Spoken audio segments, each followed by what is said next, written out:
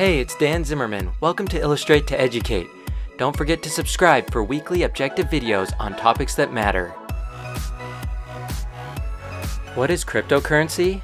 And should you invest in it, and how? In this video, we'll answer all of these questions and we'll compare 3 popular cryptocurrencies too. First, let's briefly look at what cryptocurrency is. Cryptocurrencies are digital assets people use as investments and for online purchases. To put it short, it's kind of like digital money, and it's seemingly getting more and more popular every day. You can exchange real currency, like dollars, to buy coins or tokens. You can use it just like real money at places that accept it as a type of payment. Some popular examples of cryptocurrencies are Bitcoin, Ethereum, Dogecoin, Litecoin, and XRP. Cryptocurrency comes from the word cryptography, meaning the art of writing or solving codes. Each coin in cryptocurrency is a unique line of code, and cryptocurrencies can't be copied, which makes them easy to track and identify as they're traded. So how does cryptocurrency work? Cryptocurrency is exchanged from person to person on the web without a middleman, like a bank or government. Like when you pay someone directly with cash, you don't need a bank to make the transaction official.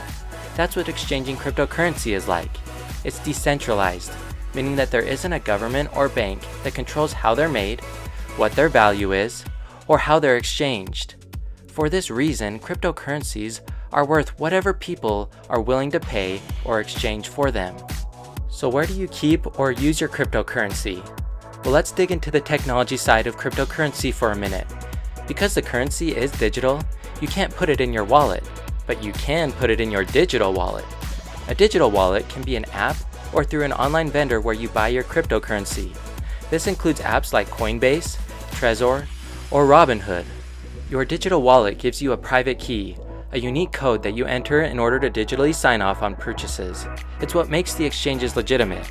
The really interesting thing about cryptocurrencies is its use of something called blockchain technology. A blockchain is like a really long receipt that keeps growing with each exchange of crypto. It's a public record of all the transactions that have ever happened in a given cryptocurrency. What are the most popular cryptocurrencies out there? Well, there are thousands out there, but let's briefly compare the 3 most popular ones you might have heard of. First is Bitcoin, which was the first cryptocurrency, and it's been around since 2009 and was developed by an unknown person by a secret name of Satoshi Nakamoto. Of all the cryptocurrencies, this currently has the most stability and is valued higher than all others. Next is Ethereum, which is similar to Bitcoin, but their coin is called Ether. Ethereum can also be mined, meaning people can use their computers to solve really complex math problems that make sure new crypto transactions are correct, basically assisting in building that receipt that we talked about with blockchain. These people who use their computers to do this are paid in Ether coins. The last is Dogecoin, which started as a joke back in 2013 and is now pretty popular.